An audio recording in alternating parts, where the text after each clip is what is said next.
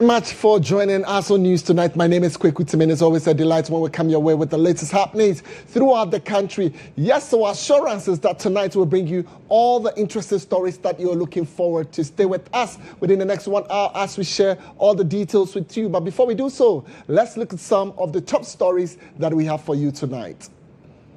Coming up in the next 60 minutes, former Finance Minister Ken Ofori-Atta remains in U.S. ICE custody as federal judge weighs bail request against Ghana's push for his extradition. Also coming up tonight, Attorney General Dr. Dominic Ayeni says Tuesday's immigration violation is distinct from the extradition requests. That what is happening now is in relation to immigration immigration law violations. All right, that is separate and distinct from the extradition request. Later tonight, we will be bringing you some updates from the presidency as President John Dramani Mahama takes Ghana's reset agenda to global stage as he leads high-level talks in Davos, Switzerland tomorrow.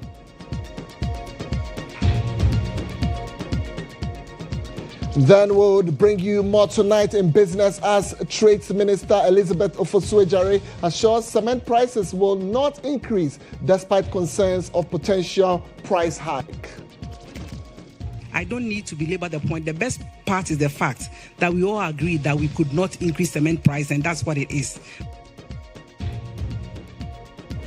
Tonight on the foreign front, tragedy in Ethiopia as about 40 soldiers killed in drone strike amid ongoing.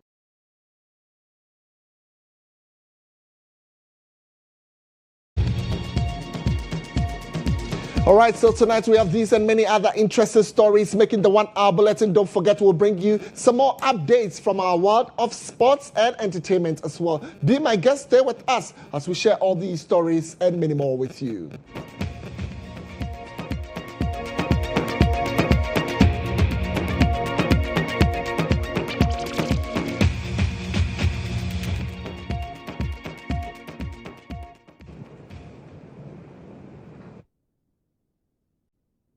My name is Kweku. Thank you very much for choosing GHOne TV tonight. We start from the presidency as President John Dramani Mahama is set to lead discussions on the Accra Reset Initiative at a high-level side event in Davos, Switzerland on Tuesday, January 22, 2026, on the margins of the World Economic Forum's annual meeting. While the president leads the Presidential Council of the Accra Reset Global South Initiative, working to strengthen sovereign capacity and reimagine international cooperation in an era of unprecedented global challenges. Well, the Minister of State in charge of government communication and presidential spokesperson Felix Kwakye Ofosu announcing in a statement said that Accra Reset is timely amid intensifying great power rivalries, the collapse of the global aid narrative, unprecedented trade tensions,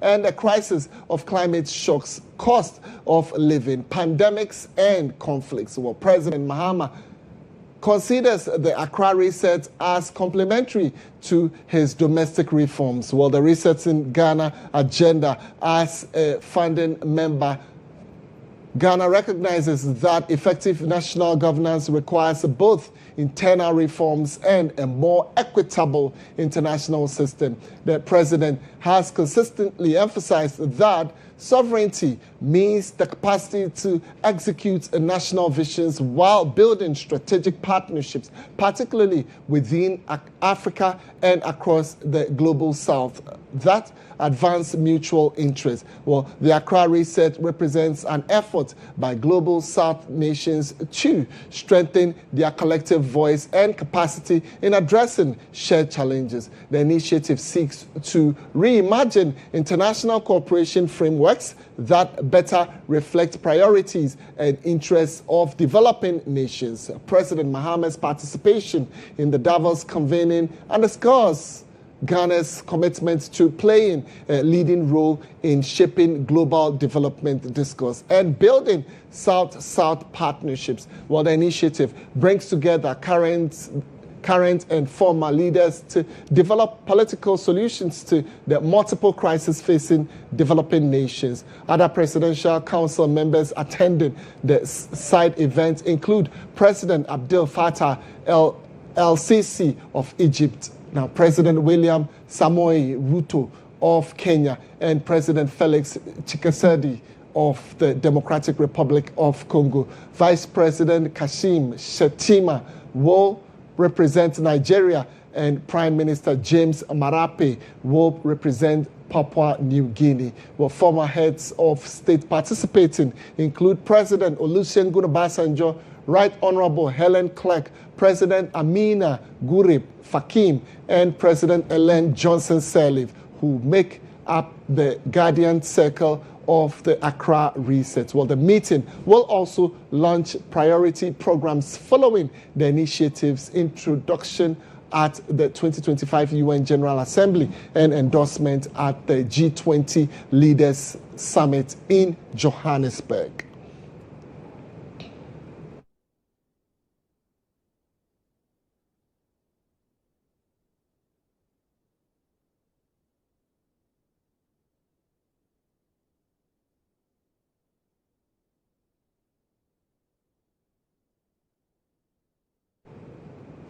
We'll bring you some more stories tonight as the Attorney General, Dr. Dominic Ayine, says government will soon issue a position paper outlining its response to proposals by the Constitutional Review Commission. Well, the commission, chaired by Professor Henry Kwesi Prempeh, submitted its reports to President John Dramani Mahama in December 2025, recommending changes to the 1992 Constitution, including a 5-year presidential term and a reduction in the presidential age limit from 40 to 30. While speaking to GHOne TV on the sidelines of the inauguration of the Law Reform Commission Governing Board, Dr. Ayine said his office is reviewing the proposals to determine which align with government's policy direction.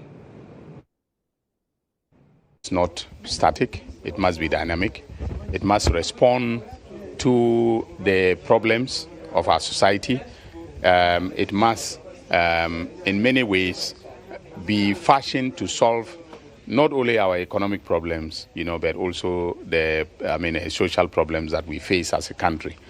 And so it is the task of the Law Reform Commission, to think innovatively and to be responsive, in examining the existing laws, and then also gaps in the laws that can be reformed in order to be able to bring about the needed socio-economic development of the country. And so that is why I charge them to think outside the box, because if they do not, they will not be able to notice what is wrong with the existing law, and then also they will not be able to see through the gaps that exist in our laws to be able to bring them up to speed with contemporary developments. And therefore, I am going to ensure that in whatever we do, the Committee for the Implementation of the Constitutional Review proposals, will align itself, to the work of the Commission. In other words, the Commission would also be keenly involved in the work that we will do to bring the constitutional reforms, into existence. All right, so this is News Tonight. It's now time for us to get some political updates. And here, the national chairman of the governing NDC, that's Johnson Asiedu Nketia, well, you could call him General Mosquito, says the economic and governance challenges confronting Ghana today are the direct results of years of mismanagement under the previous MPP administration. During a thank you tour in the Brekumu West constituency, Asiedu Nketia said President John Dramani Mahama is fully aware of the damage inherited and is determined to restore accountability and rebuild public confidence in governance. Addressing chiefs, party supporters and residents at GHOne, The NDC's national chairman, GHOne Ketia, explained that President John Dramani Mahama assumed office fully conscious of the scale of the challenges, describing them as deep-seated but not insurmountable. GHOne Ketia stressed that restoring discipline and accountability in public service is a top priority of the Mahama-led government, warning that no appointee, past or present, will be shielded if found wanting in the discharge of their duties. We will demand accountability from every public steward.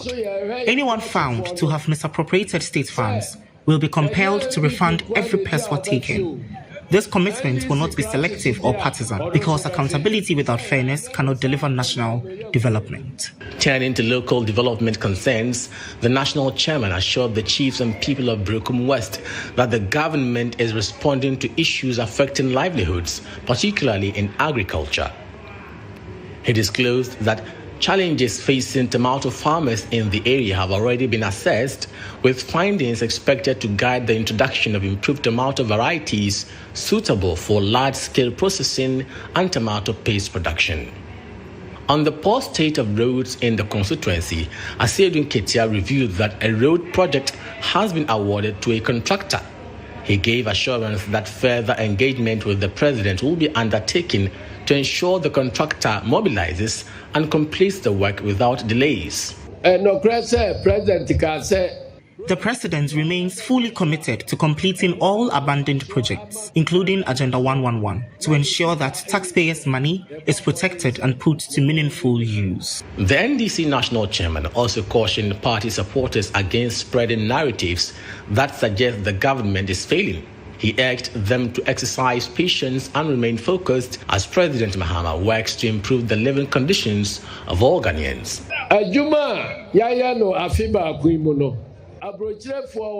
Over the past year, our actions have demonstrated a genuine commitment to service, earning respect and admiration both at home and abroad. In this light, I urge all party supporters to exercise patience and continue to support the president to deliver on the promises made to the Ghanaian people. Meanwhile, the chief of GHOne expressed appreciation to the national chairman for returning to thank the people for their overwhelming support in the elections. He described the visit as a rare show of gratitude and used the occasion to renew calls for urgent attention to the area's deteriorating road network, urging the government to complete all abandoned projects to ease the hardship of residents. Well, this is News Tonight, and my name is Kweku. Temeng. Well, tonight we're getting into insight, and our focus is on Ken Ofori-Atta's extradition to Ghana. We're back shortly with the details.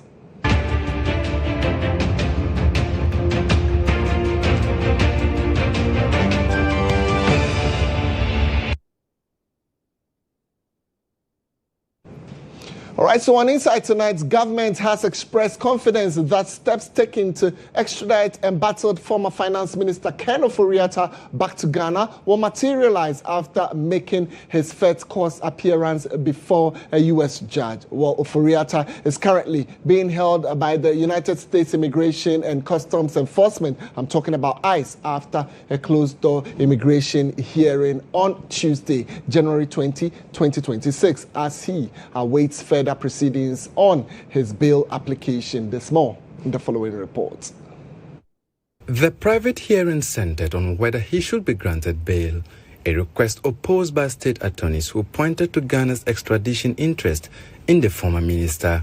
However, Judge David A. Gadi declined to rule immediately on the extradition matter, observing that no documentary evidence has been presented to substantiate the claim.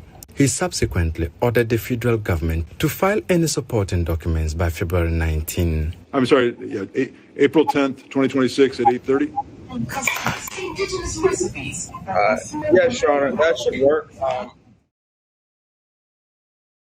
To the development, spokesperson for former Vice President Dr. Mahmoud Bawumia, Dennis Miracle Sabuaji, has criticized the accountability process, describing it as deeply flawed.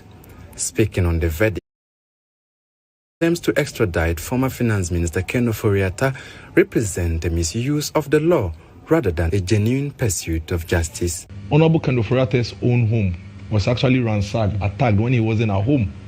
From the get-go, the signal has been sent to him that we are politically persecuting you. You see, sometimes when you say political persecution, people say, you should come and account. Yes, he needs to account.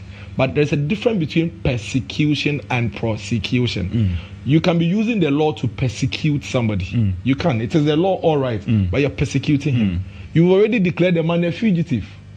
You hold press conferences, call him a fugitive and all of that. So if he had his way, it's not as if he's afraid to come. I mean, those who were charged together with him, they are all home. Which of them are in jail? I don't think any of them are in jail. But he's looking at everything happening. He hasn't been well.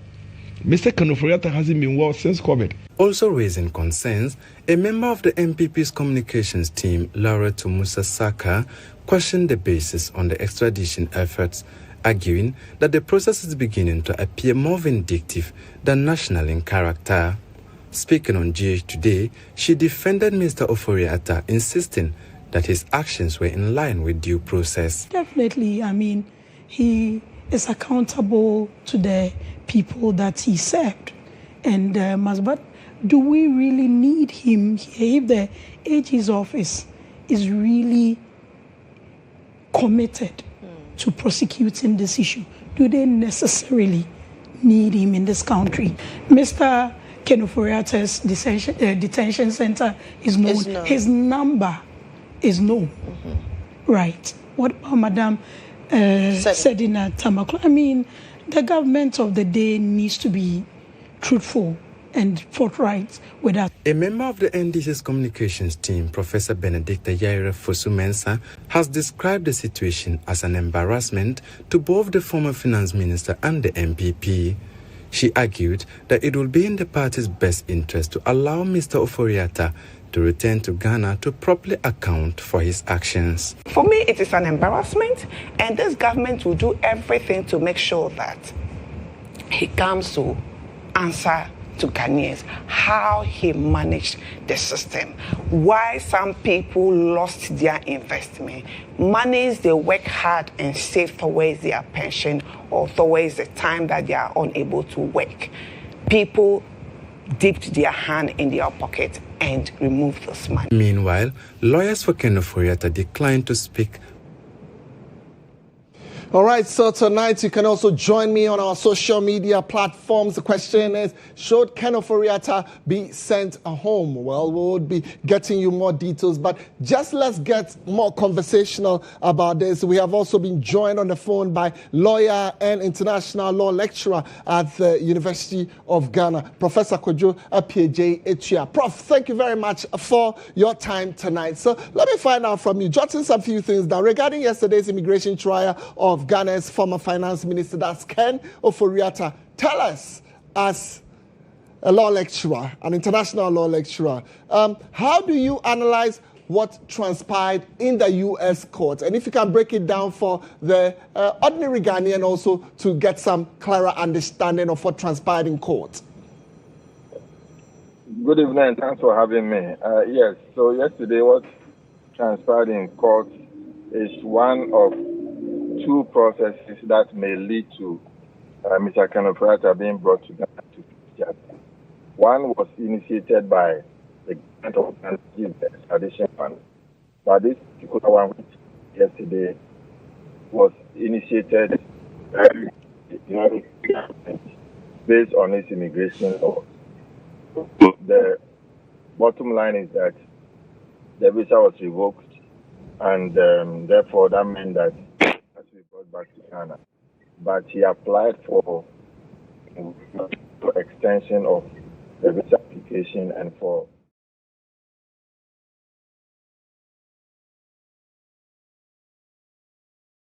he brought to the immigration tribunal yesterday. And what transpired was that he applied for a bail, because this one is just as an initial preliminary hearing notice that was given to him to for the immigration. So the finality of the case yesterday. And so, having gone through the initial procedures and process, he asked for a bail. which in the U.S. Legal parlance they call a bond. But the bond was, there was an intervention by the U.S. because, as I said earlier, there's an extradition process the Ghanaian government has initiated. And so to give the bond, if he's escapes or something, it may affect the whole extradition process. So on that basis, the tribunal is supposed to take that into account in deciding to grant him bail or not. And so what the tribunal had to do was to ask and to confirm if indeed there's an extradition process going on with respect to Mr. Oforiatta. And so they have given the lawyers of Mr. Oforiatta 30 days to submit copies of the extradition process. The government of Ghana to submit extradition process to the tribunal, and then for the tribunal to review if, based on that, the bond should be refused or not. And so that is what transpired yesterday before the immigration tribunal. I'm grateful for the breakdown, and I'm sure anybody who could not catch up with what transpired in court now has a clearer understanding after Professor Kweku Appiagyei, you've broken it down for us. But help me get some understanding. So, Pressure Group Arise Ghana, as the former finance minister goes through his immigration procedure in the U.S. court, the Pressure Group is here at the U.S. Embassy calling for his extradition. Now, I want to find out from you. You have followed these cases and sometimes pressure groups at embassies, amongst others. Can this ever have any influence on the court case in the U.S. to say, look, based on what is happening in Ghana, go back and solve your issues? Extradition process is a completely different process, as I said earlier, initiated by a different government, which is the government of Ghana, and then the deportation process, which started yesterday.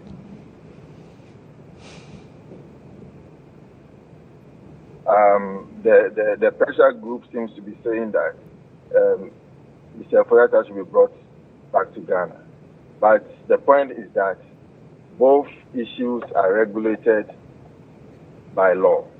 And so, of course, it is important and necessary to organize demonstrations to express a particular opinion, and then the idea is to see, as an advocacy tactic, to see if that may compel somebody or some institution which is supposed to make a decision to follow through a decision that is in line with that of that particular pressure group or the demonstrators who are expressing their freedom on that particular matter.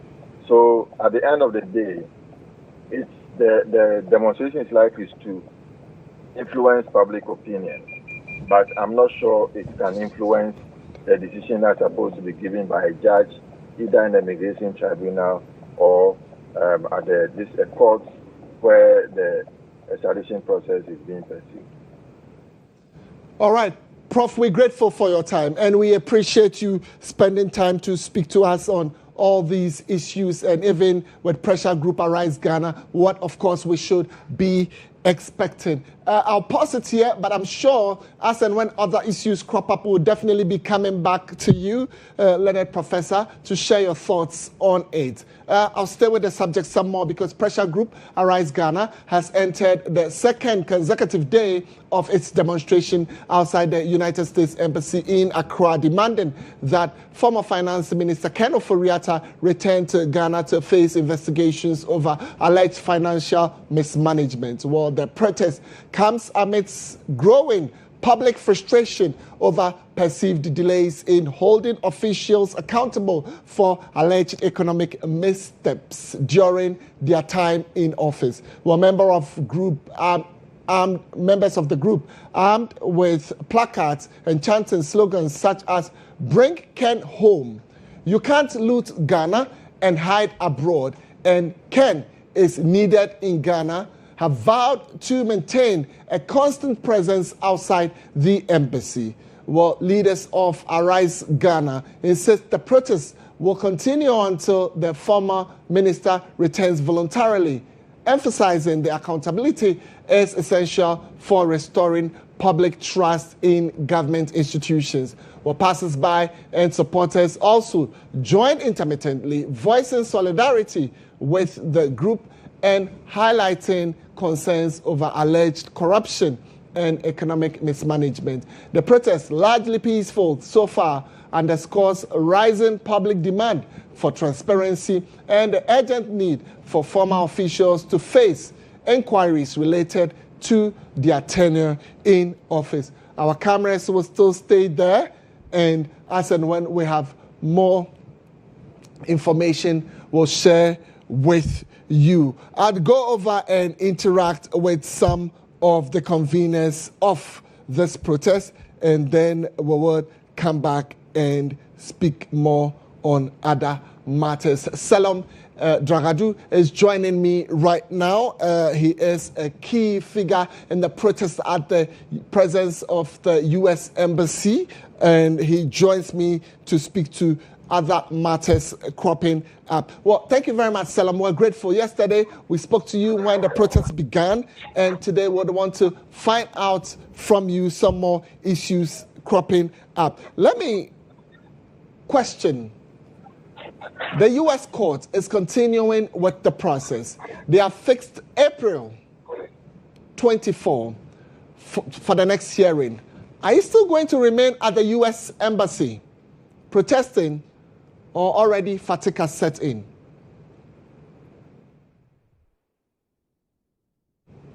At the U.S. Embassy. We'll continue picketing the U.S. Embassy until Mr. Kweku comes back to Ghana. And if you recall, we told the media yesterday that, right from the outset, at the time our letter got to the police and our meetings with the police, the outcome of the meeting, we communicated it to the media that our original plan, which was to stay there indefinitely, the police had expressed some concerns, and which concerns were actually, we found legitimate. So we had to make some amendments to our letter by doing the picket. The picketing American Embassy in two phases. So the first phase has just begun. It actually started yesterday, which will be 2 weeks. Then the next one, if that is within the 2 weeks, Mr. Kweku doesn't or is not brought back to Ghana, then we'll start with the second phase, which will also be 2 weeks. So Aluta continua, Victoria Asserta. The outcome of the court yesterday, which the court has actually adjourned Mr. Kweku's immigration issues or case to the 27th of April. We are not perturbed. That thing cannot break our resolve. We still have our eyes firmly fixed on our objective, which is to bring Mr. Kweku back home to face accountability and justice, to account for the decisions that he made, contracts that he signed for and on behalf of the good people of this country. All right, Salam Dramado. We're grateful that you are joining us with this information, but share with us very shortly before you go. That's if you're still on the line. How confident are you that, your action, the action of your pressure group can compel the U.S. government to bring Kweku down? Okay, for those of us who are members of Arise Ghana, we are brimming with a boundless sense of optimism that the action or the initiative we have taken, which is to picket the American Embassy, will yield a fruitful result for the good people of this country. Because the message is a patriotic one. It's a one that is born out of patriotism and good governance. Because accountability is the bedrock of good governance or democracy. If democracy is bereft of accountability, then that democracy ceases to be called democracy. Because the majesty of democracy, the mainstay of democracy is accountability. That is for us at Arise Ghana, ours is to ensure that our government dispense nothing but good governance and accountability and transparency. That there should be nothing about government which should be murky, or everything about government should be transparent. That Mr. Kweku actually engaged in some contract or deals while he was the finance minister of this country that we thought was murky and opaque. That is why we are mounting relentless pressure on authorities in Ghana and the U.S. to bring Mr. Kweku back to Ghana for him to face and answer the 78 charges leveled against him by the OSC and the Attorney General. Salom Joramado, thank you for joining us tonight, sharing your thoughts, and definitely our cameras will be in and around every single day, and we'll be bringing our viewers up to speed on what is happening at the U.S. Embassy in Ghana. Well, we're being joined for this discussion by a private legal practitioner who has been following this issue keenly. Amanda Clinton has joined us via Zoom at this moment. Amanda, thank you very much for your time. It's a delight having you joining us. Let me find out from you. Now, I've been penning some few things down. You mentioned that bail is granted only in special circumstances. And I'm a little bit interested and curious. Bail is granted in only special circumstances. What qualifies as a special in circumstance in extradition law? Well, I think there's two things going on here. First of all, the hearing that took place today wasn't in relation to the extradition. It was in relation to the fact that his visa had been revoked, and so he was an illegal alien, and he was before the court because ICE had picked him up. And then it happened to be mentioned, well, Judge, there is actually an extradition petition that has been submitted to the executive, which is the president or the executive arm of America. And so the judge just basically said, well, I don't see any such extradition. This would have to be brought before me in order for it to be considered. So on the one hand, he was before the court because he is, quote unquote, an illegal alien who happens to also be going through the process of trying to get a green card.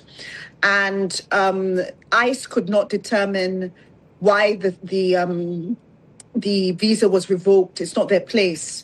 Or how he has a pending green card application. It is for a judge. And so the judge would determine such things as, is this extraordinary circumstances that, he should be granted bail, et cetera, et cetera. And then the hearing all of a sudden turned into, well, there's this extradition petition. So the judge wants to see that in order to test it in terms of, there is a treaty between Ghana and the US. He is identified as the person in question.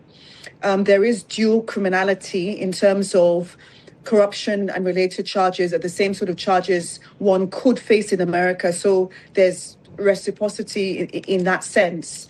And the judge will, when he considers the extradition, look at whether there's probable cause and if there's any bar, which doesn't seem to be like that on the face of the facts.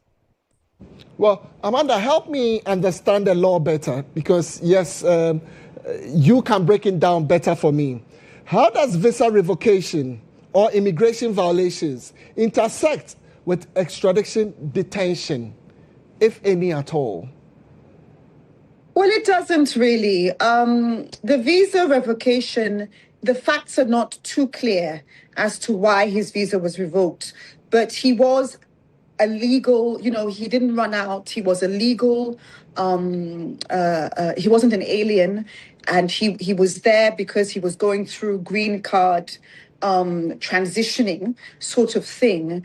And then we are told all of a sudden that was revoked in June. And that is what the judge would consider, why it was revoked and why there are extraordinary circumstances at play. For instance, I think initially they had a defense of he's being persecuted in Ghana. And they would have carried on with that defense for quite a while. It could have taken them years to go through it. But now, because there is an extradition matter, the judge has to sort of put everything on hold and consider this extradition matter. But on a personal note, I just really think with his education and his financial backing and his ability to form financial structures in offshore locations, as we saw with some of the deals that he did, I would be at a complete loss of why he would be in the United States if he thought he was somebody who was going to be a fugitive.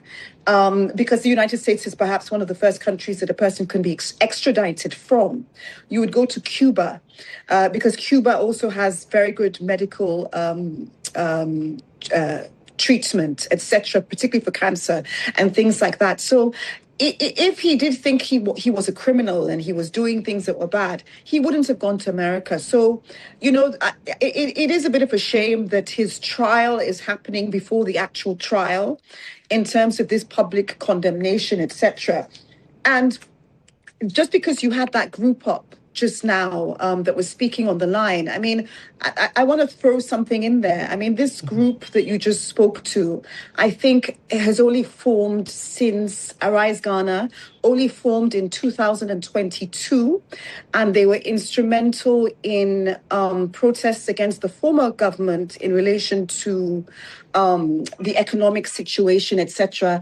And they raised their profile because they had people like Sami Jamfi, etc., appear at those earlier rallies in 2022, etc.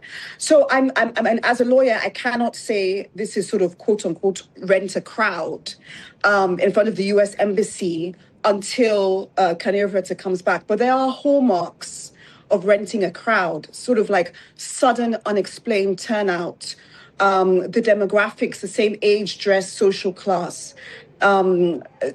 Centralized logistics, short-lived engagements.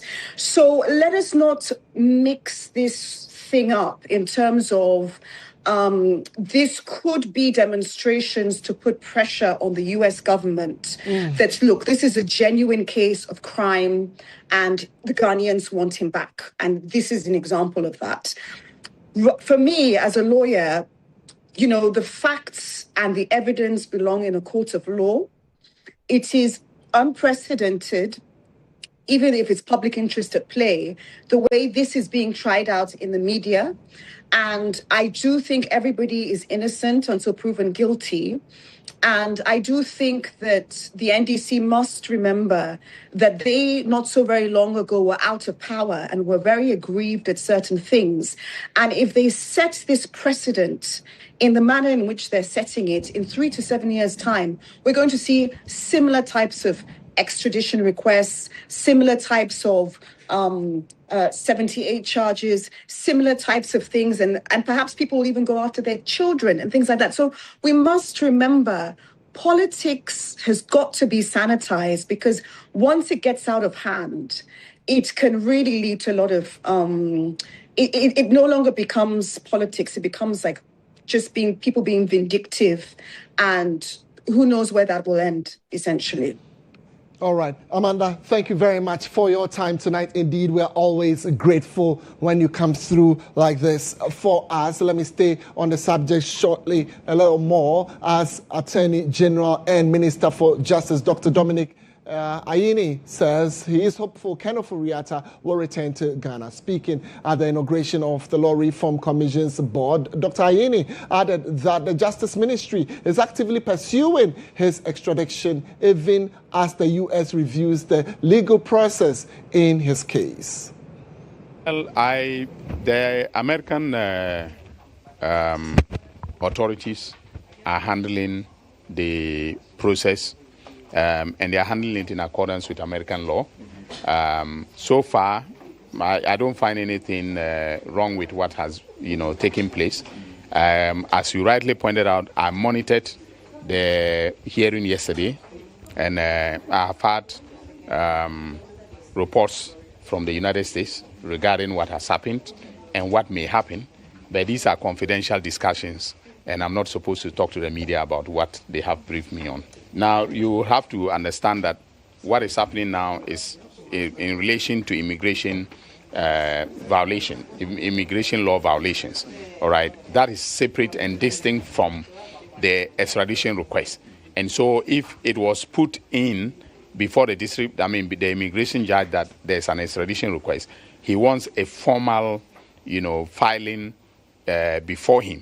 So the Justice Department would have to do that before a decision is taken. I do not know. I don't control what happens with the Justice Department in the U.S. So, but are you hopeful that this will go through for Ken to come back to Ghana? I am very hopeful, extremely hopeful.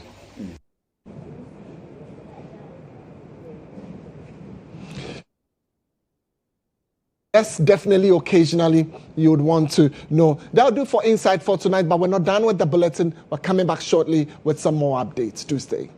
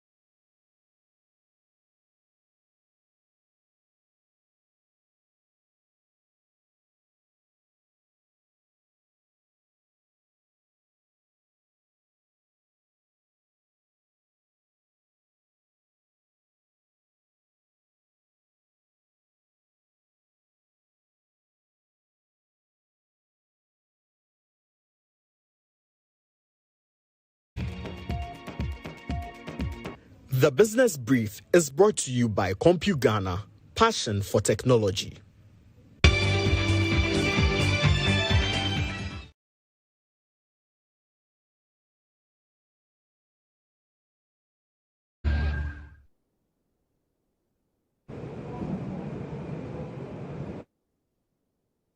All right, so all is set for us to bring you the latest from our world of business. And here, the Minister for Trade, Agribusiness and Industry, Elizabeth Ofosu-Ejare, has assured that prices of cement will not go up despite concerns by real estate developers and contractors about a possible hike. Speaking during the Government Accountability Series on Wednesday, the minister noted that stakeholders meeting with cement manufacturers concluded that the existing legislative instrument does not permit any price increment. Well, she added, no manufacturer can increase prices outside the finalized agreement. It's in force. It is on the power of the ally that I met the cement manufacturers and told them exactly what the law says. I don't need to belabor the point. The best part is the fact that we all agreed that we could not increase cement price, and that's what it is. But if you want me to delve a little deeper, you need to state your ex-factory price at the beginning of every month, latest by 8th of the month. And so long as nothing of that sort had been done, nobody could change the price.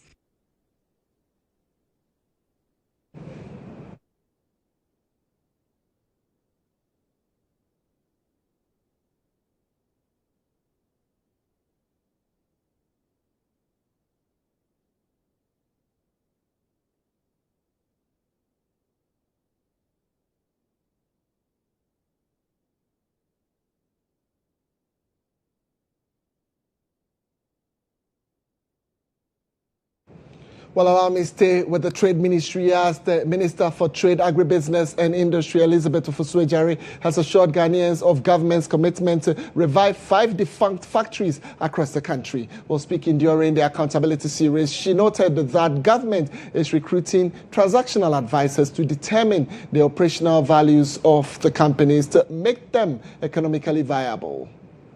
Ministry is in the process of recruiting transactional advisors to assess the operations of the fund's SOEs, determine their present value, propose the best operational options that would make the companies commercially viable. And these include the Akosombo Industrial Company, Walter Star Company Limited, Zuarugu Meat Factory, Walugu Tomato Factory, Walugu Livestock Station. I've put together an interim management committee to conduct a technical assessment of the Commander Sugar Development Company assets. I've also, in respect of Commander Sugar Factory, written to the Attorney General. Usually, the Attorney General has to guide the process to enable us to pick a transactional advisor to determine the best operational options to operationalize Commander Sugar Factory and the others. All right, so that's all we have for you tonight in business. But spotted in red, she's looking all dapper. Her mission is to deliver sports. Monica Bukiri comes up shortly with the latest from our world of sports.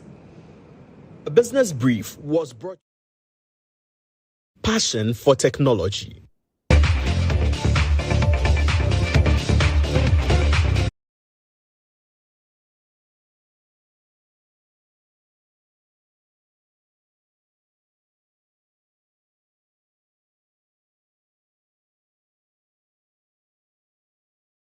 Thanks for joining me here on Sports Brief. I am Monica Bukari. Now, head coach of the Black Queens, Kimlas Bjorkengren, has revealed that the technical team will place strong emphasis on improving the side's attacking play as preparations intensify for the upcoming Women's African Cup of Nations, WAFCON. Speaking exclusively to EIB Sports, Kimlas noted that while the team continues to build overall fitness and tactical cohesion, particular attention will be given to sharpening the attacking front to ensure greater efficiency in front of goal.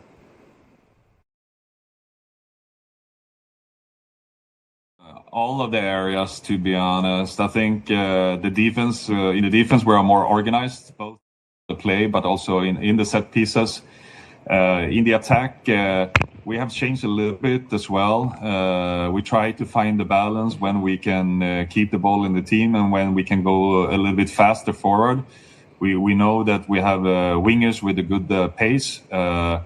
If I take the previous WAFCON, the only like big problem we had, if you're looking at the numbers, like the XG that the coaches like to talk about, is that we actually created more chances than we scored goals. So we need to score a little bit more goals from our chances as we are creating. So that will be a key thing if we're going to go all the way, I think. Right. Now, after the 2025 AFCON, veteran coach J.E. Sapon has dismissed claims of officiating bias in favor of host nation Morocco, describing such views as bias. Now, he shared his perspective during an interview here on The Game on GHOne TV. That is their thinking, but I feel it was a competition for two countries. Whether they played host or not, if the goal had not been scored, that would be the end, and like it happened. So it was naive for anybody to say that no, because Morocco is hosting, the referees will help them. No, I don't think it was proper. It was not good. Away from that, the futsal national team have begun camping at the GHOne Soccer Center of Excellence at Pampram ahead of their Futsal Africa Cup of Nations qualifiers against Zambia. Ghana will host Zambia in the first leg at the University of Cape Coast Sports Hall on February 3, 2026, before traveling to Lusaka for the return leg on February 8, 2026. This is Ghana's attempt to qualify for their third Futsal Africa Cup of Nations tournament, having previously participated in 1996 and 2024.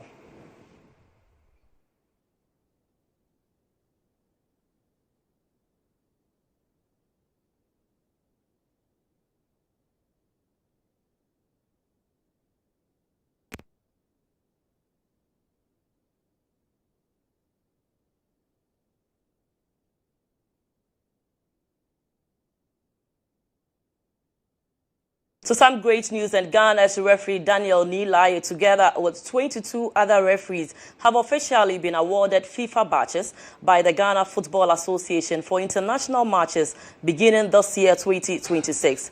The approved contingent comprises 10 center referees, 10 assistant referees, 1 futsal referee, 1 beach soccer referee, and 1 video assistant referee, VAR. Referee Daniel Nilaye earned dual recognition as both a center referee and a video analyst, underlining his consistency and high standing within African and global officiating circles. The list also features new assistant referee Richard Kweku and Portia Opon, who makes history as Ghana's beach soccer referee on the FIFA-approved roster.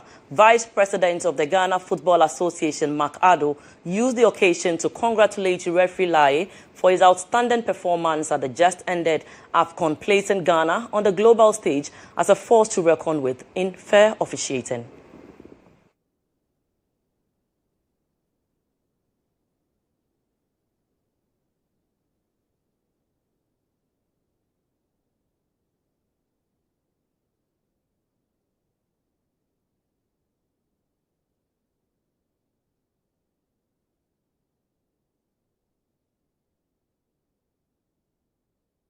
And that's all for sports. My name. We have international news up next.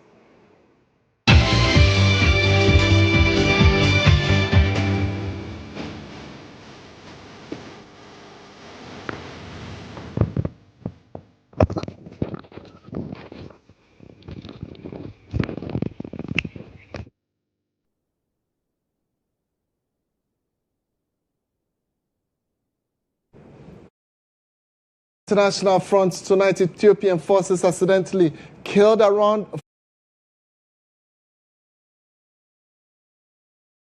hit Amhara region on January 15. Local officials and the nurse told AFP on Tuesday. Amhara, Ethiopia's second most populous region with roughly 23 million people, has been engulfed in conflict since April 2023, when the federal government attempted to disarm local ethnic militias known as the Fano, while the army frequently conducted drone strikes in the region. The January 15th attack in Wamria hit a pro-government camp. Authorities informed local officials that following day that the strike was a mistake, despite reports that the drone had hovered over the camp for some time before firing. A healthcare worker who treated survivors, Abedao Zenebu, said more than 40 people were killed. An army spokesperson told AFP they had not received any information about the incident. Ethiopians continue to grapple with multiple insurgencies, particularly in Amhara and Umuramia, alongside rising tensions with neighboring Eritrea, according to the conflict resolution team by the AFP.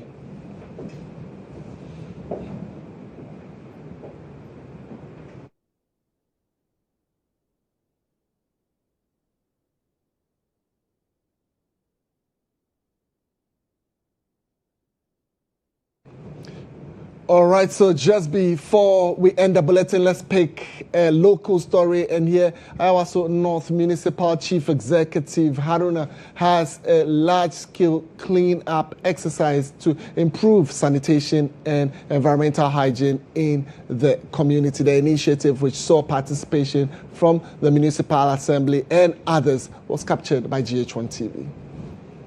Following the launch of the National Sanitation Day, the Ayawaso North Municipal Assembly kicked off a 4-day cleanup exercise today, January 21, 2026.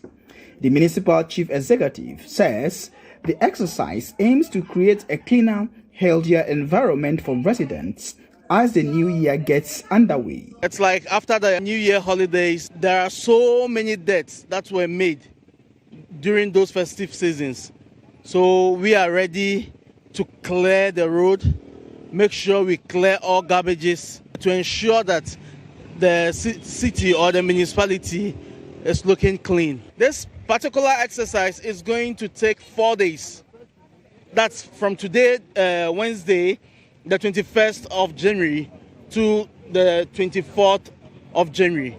He further urged residents to avoid indiscriminate dumping of waste, warning that such practices pose serious health risks. He added that anyone failing to maintain clean surroundings would face penalties under the municipality's sanitation bylaws. Members of the community to aid us in ensuring that the municipality will be free of debt. The indiscriminate disposing of garbage within the walkways, within the streets, should be a thing of the past. This is a new year. We need to have a sober reflection on how to see our environment as clean as we need to see it, to make sure we desist from having these health-related issues due to lack of proper management of sanitation.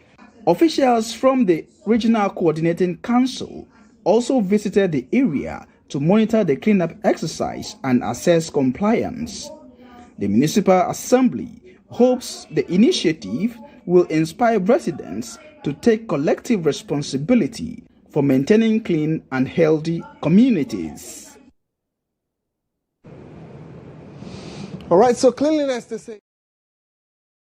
With that advice, we will end the bulletin. On behalf of the entire production team tonight, we want to appreciate you. Thank you for staying with us throughout the 1 hour bulletin. We're back here tomorrow morning with some more stories. But in between that, we have great programs on GHOne TV. Stay with us. Enjoy the rest of your evening. Good night.